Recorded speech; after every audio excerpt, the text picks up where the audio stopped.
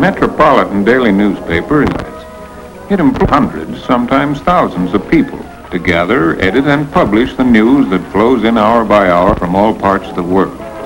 And in doing so, it performs a vital function for modern society. The 1,800 daily papers published in the United States are as varied and as individual as the people who produce them, and they have a combined audience of 54 million urban readers. But in addition to the big metropolitan press, there are 10,000 small-town newspapers in the United States, like this one in Littleton, Colorado.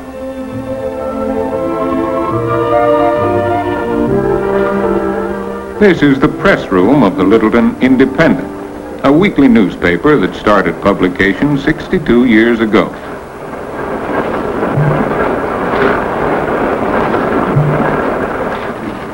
Besides getting out the paper every Thursday, this shop does most of the town's commercial printing. But their first job, and their first love, is the newspaper. The news staff is comparatively small.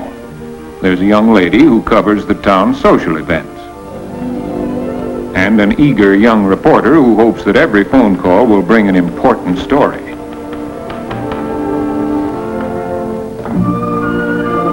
The boss is Houston Waring, editor and part owner of the Independent, and his job requires many talents. Yes, if you want to run a small-town newspaper, you have to turn your hand to a multitude of jobs. So that's what Editor Waring has been doing for 25 years. The Independent is his paper, and Littleton is his hometown.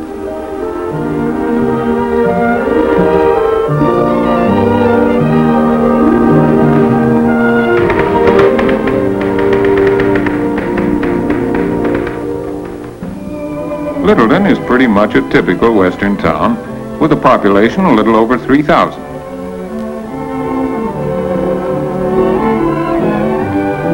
Life here is quieter and simpler than in the rush of the big cities.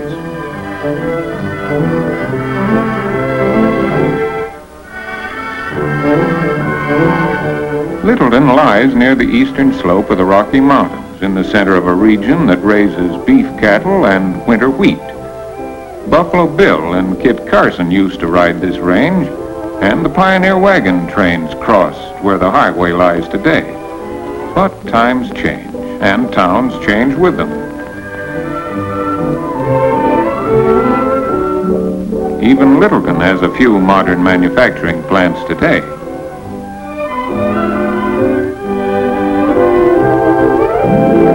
And its main street is crossed by two of the West's biggest railroads.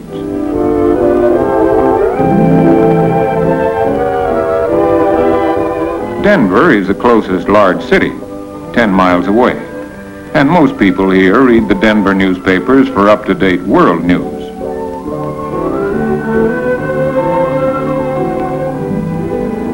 But local news, that's the Independent's field, and it's Waring's job to cover it.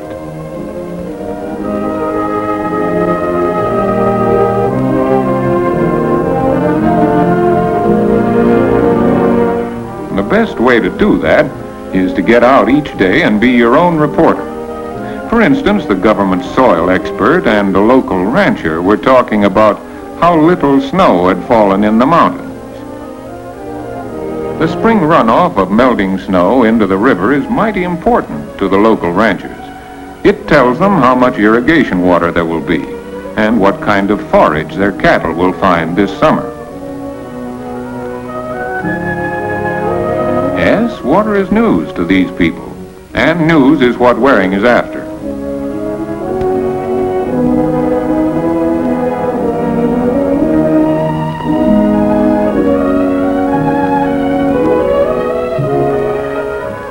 The courthouse is what is called the seat of government for this county, and the county records are always open to the public. As the official newspaper of record, the Independent publishes a full account of public expenditures and income once a month. That's news, too. Legal cases being tried in the county court also furnish items for the press, and Waring's there to get the facts.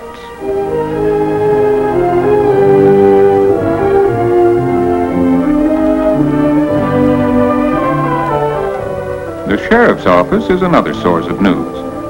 Littleton doesn't often have serious crimes, so the editor tries to humanize the minor cases that do occur.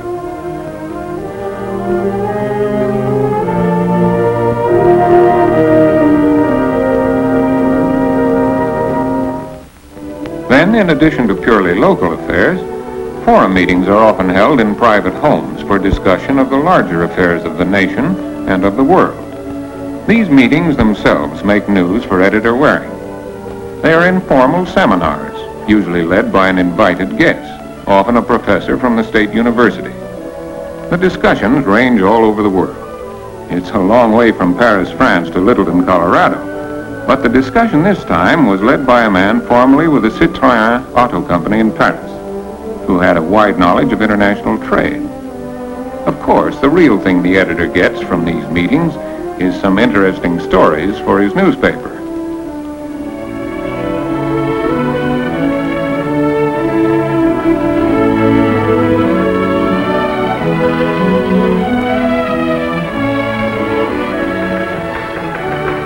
But reporting is only part of Waring's job.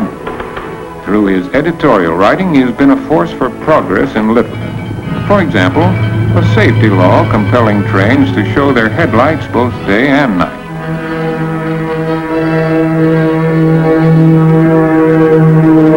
The installation of automatic crossing signals for the protection of motorists. Zoning laws to protect school property. And a new street lighting system for Littleton.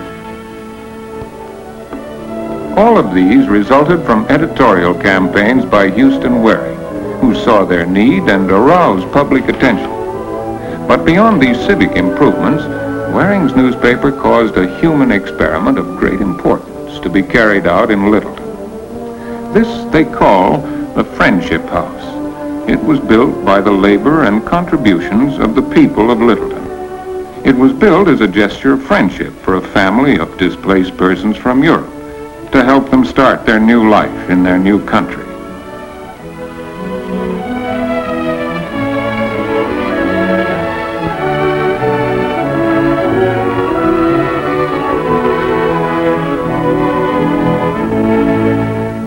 Thus, what Waring's newspaper had begun, the people of Littleton finished in their own way. And in doing it, they found that different languages and different customs are no barrier to friendship, if the will is there. Not long after that, a new issue arose which was destined to involve Waring in one of his hardest campaigns.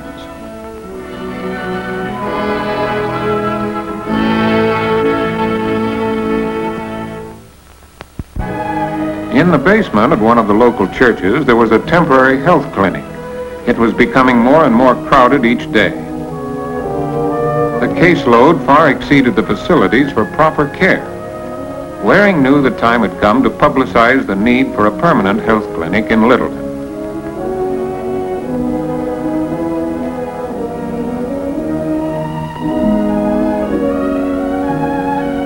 Waring carried the clinic issue right to the people. At a meeting of the Parent Teachers Association, he started the public discussion, and everyone was in favor of it, in theory. But the practical matters of arranging and financing it were real obstacles. But at least the seed of the idea had been planted, and Waring wasn't a man to let it die easily.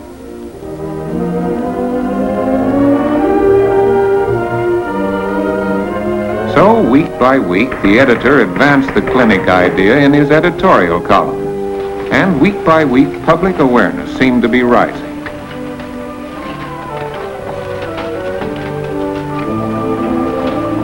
He was succeeding, at least in his first aim, to make people think about a clinic, talk about it, make it an important public issue. Yes, it became a real public issue, all right.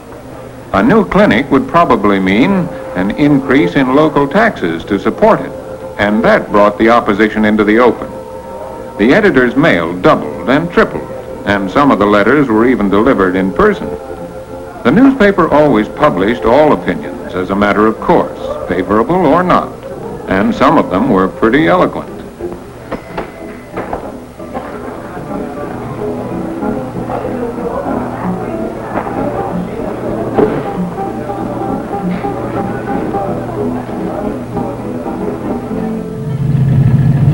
It wasn't long before the newspaper became the focal point of the whole argument. Waring had started it, and he was right in the middle. People even stopped him on the road to argue about that clinic. A man in good health maybe can't appreciate a new medical center if it makes his tax bill go up. But as Waring said, most people did want a clinic, and most of all, they needed it.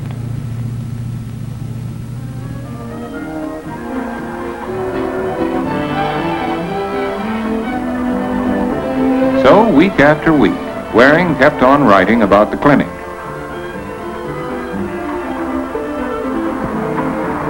And reading his editorials, the people of Littleton kept on talking about it, back and forth, pro and con, up and down. How would they finance it? What would the county officials do? 100 questions and no easy answers.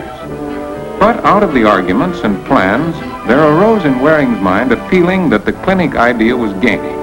He couldn't be sure, but he was hoping. Then one afternoon he got a phone call from the county commissioners asking him to meet them.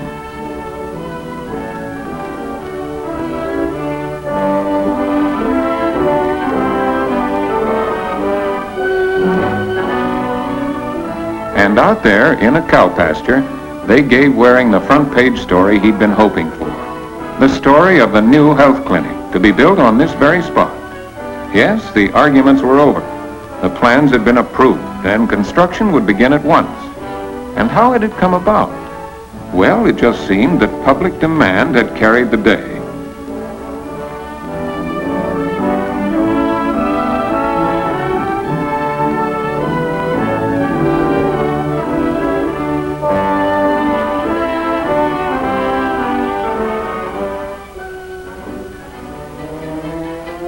It was a real victory.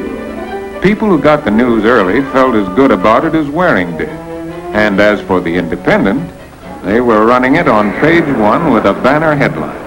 And today was press day. Press day means extra work for everyone in the shop.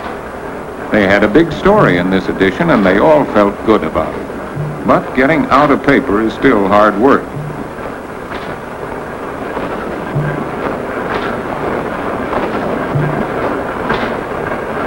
Everyone has his job to do. The young reporter wraps papers for mailing, while the social news writer runs the addressing machine. Of course, the editor works right with them. They have to be ready when the delivery boys arrive.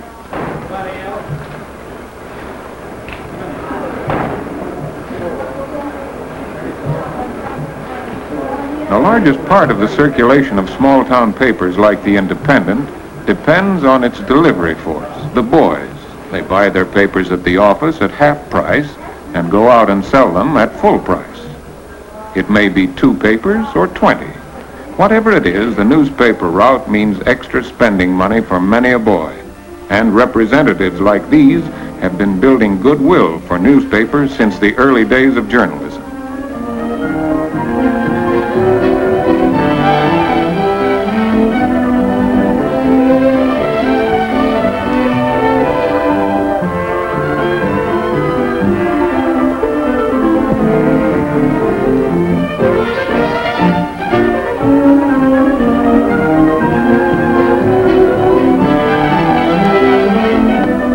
Now the job of wrapping the papers for mailing is about finished.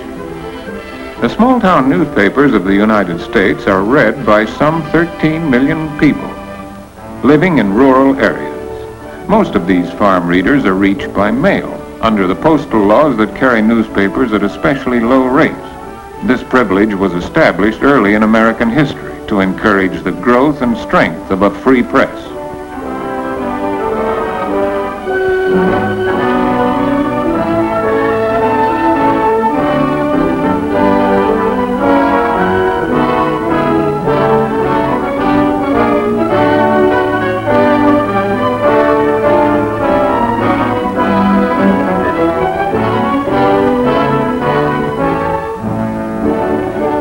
the end of another press day, the editor heads for home.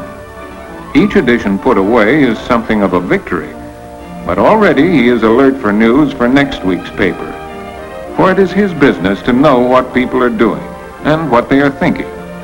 He is the recorder who listens and writes. Through him, the people of the town express themselves as a force for improvement and progress.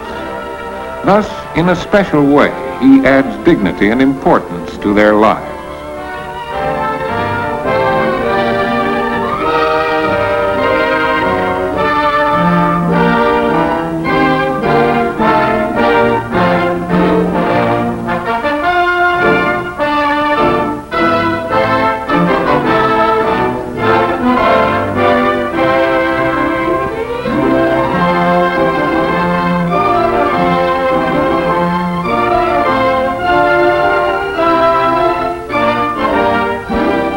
Yes, he is an integral part of the community and the best tradition of small-town editors everywhere.